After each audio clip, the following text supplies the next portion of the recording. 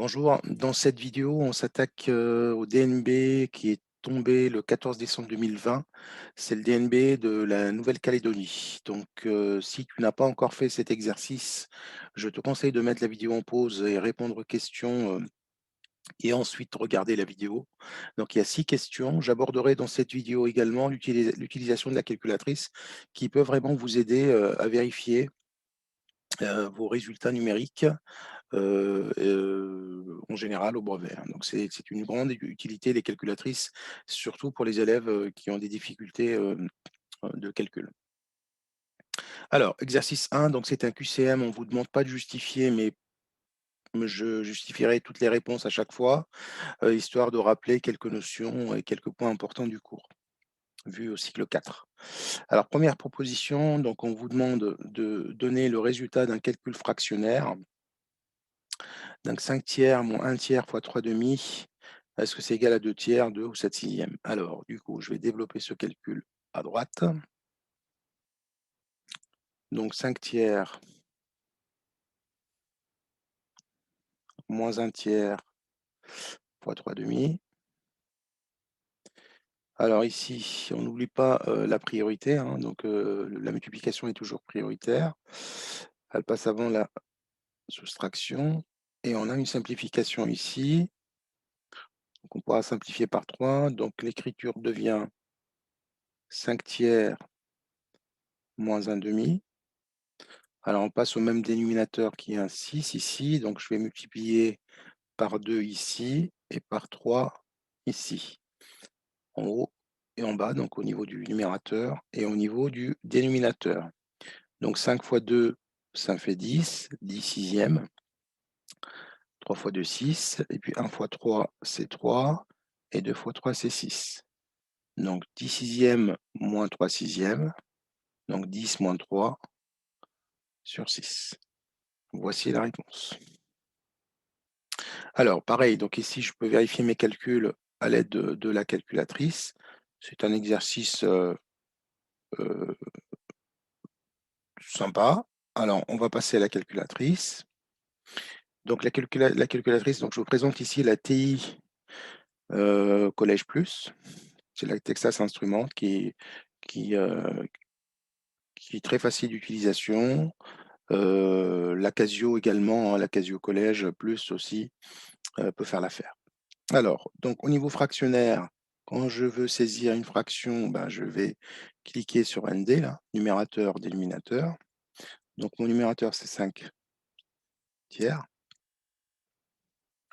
Ensuite, donc 5 tiers moins, alors attention, le moins qui est ici, c'est le moins, c'est un signe ici, les opérations sont là. Sinon, ça vous marquera une erreur. Moins, donc 1 tiers, encore une fraction.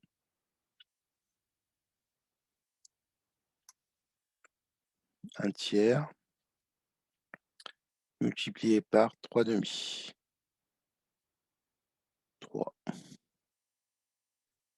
demi. Voilà mon expression, donc 5 tiers, moins 1 tiers fois 3 demi, entrée. Et puis, on a directement le résultat 7 sixièmes qui s'affiche ici.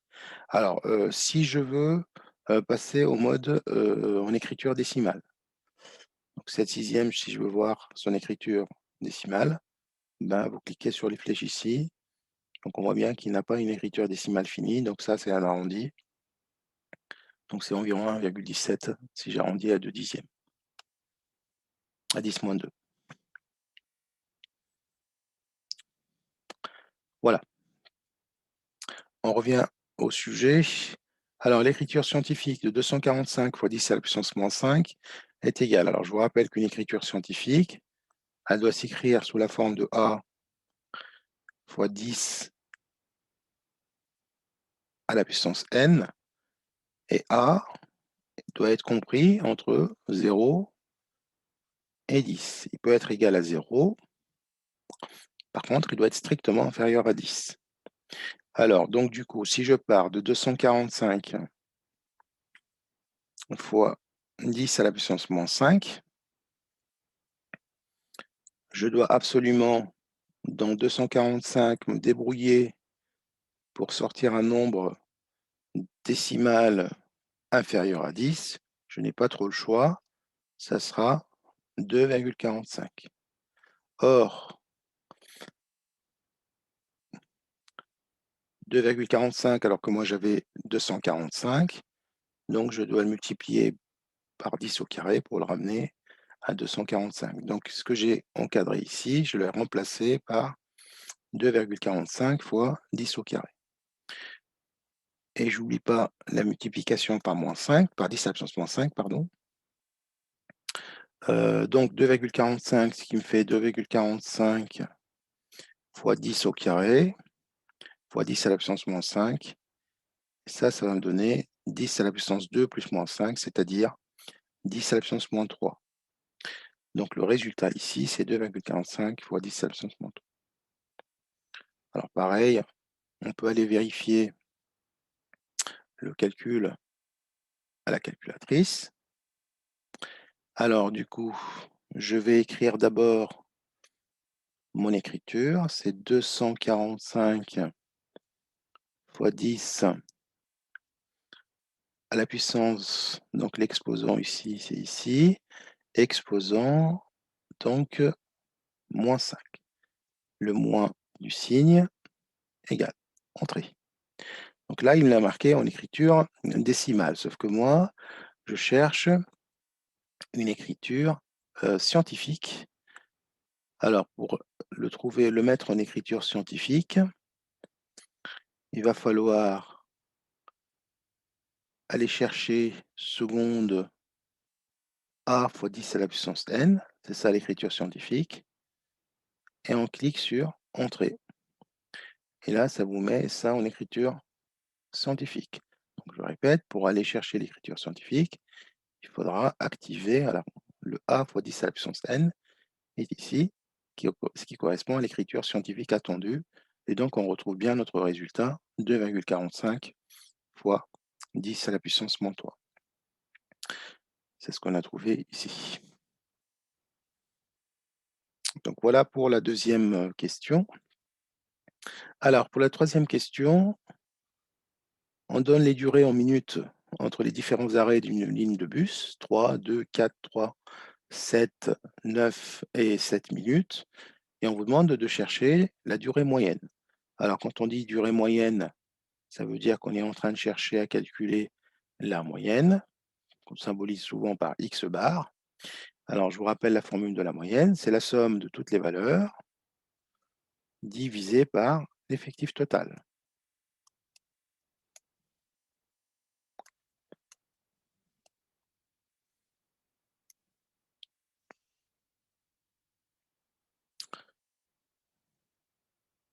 Donc, j'ai 1, 2, 3, 4, 5, 6, 7 valeurs. Donc, l'effectif total, ici, c'est 7.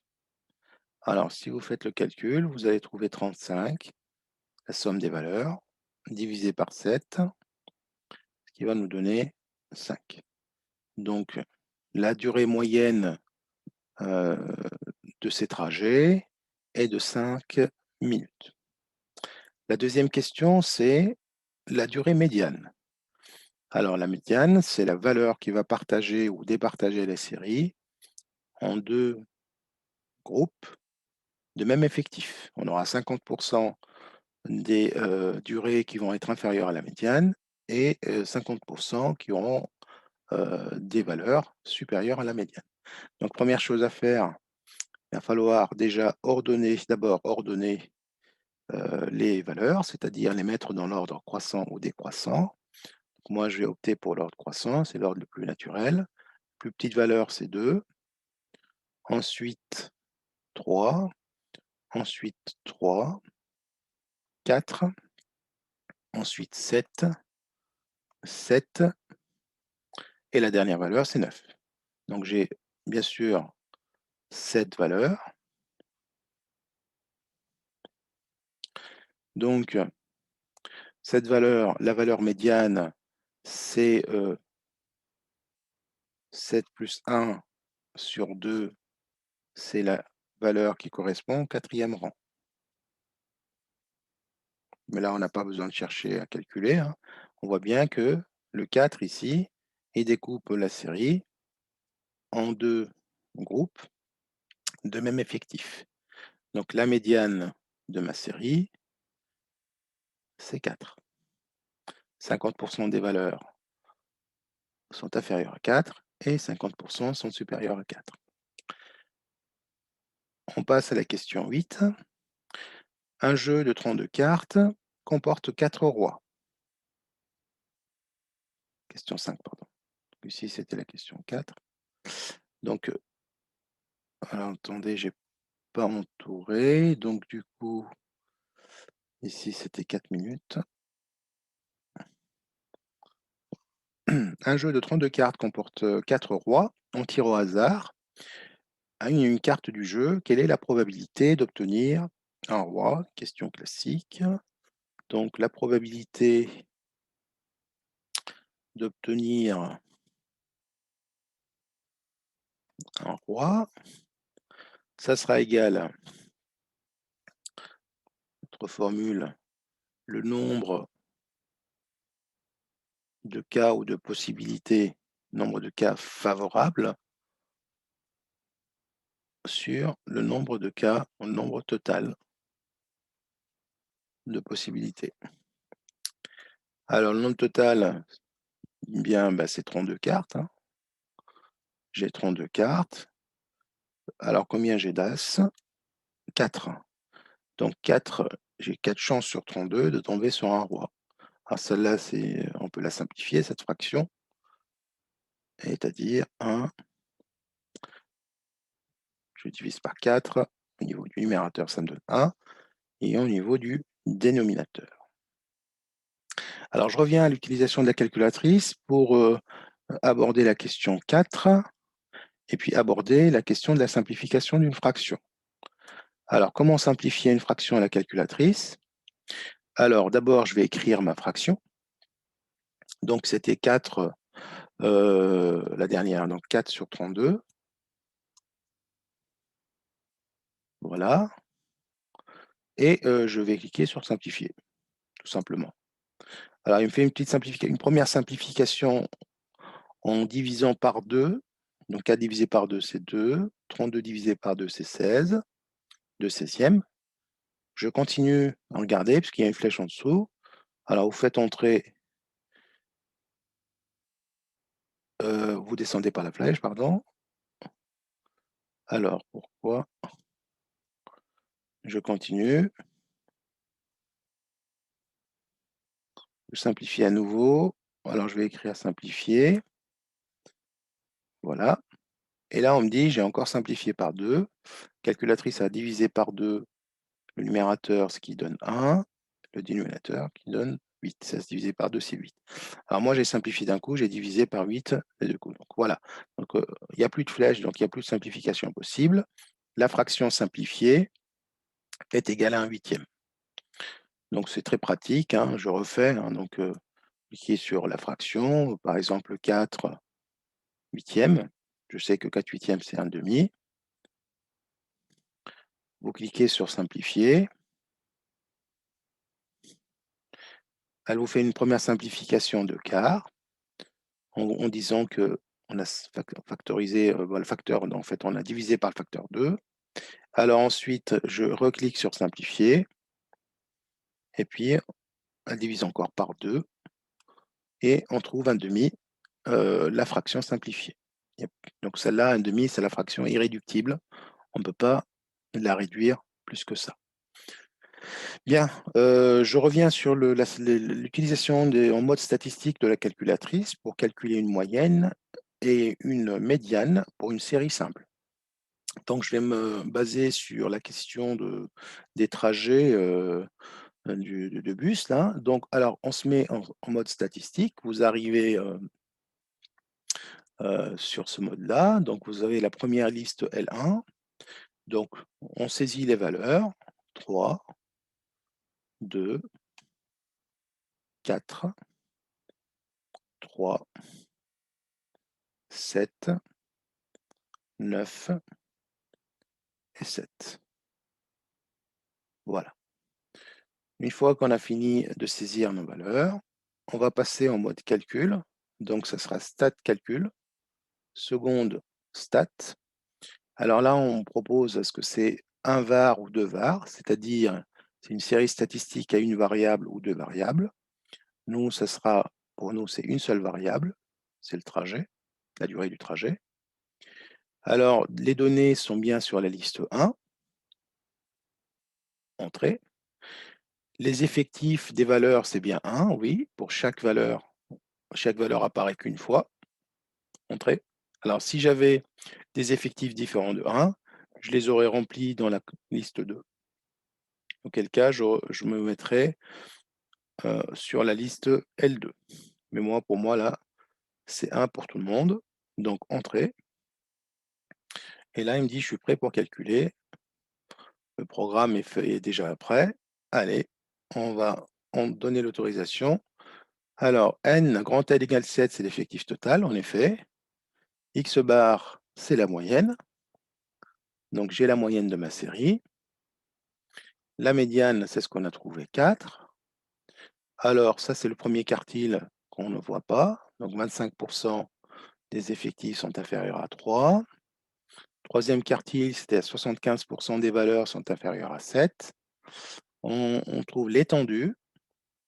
L'étendue, c'est la différence entre la valeur maximale de la série et la valeur minimale. Donc, si on fait ce calcul, on trouvera 7. Le minimum, la valeur minimale, c'est 2. Et la valeur maximale, c'est 9. On voit bien que l'étendue, c'est 9 moins 2 égale 7. Bon, après, c'est des sommes, etc., qu'on ne voit pas en troisième. C'est plus du programme de la seconde. Très bien. Alors, dernière question, et on aura fini pour l'exercice 1. Alors, question 6. Une ville située sur l'équateur peut avoir comme pour coordonnées 45 degrés nord, 45 degrés est, etc.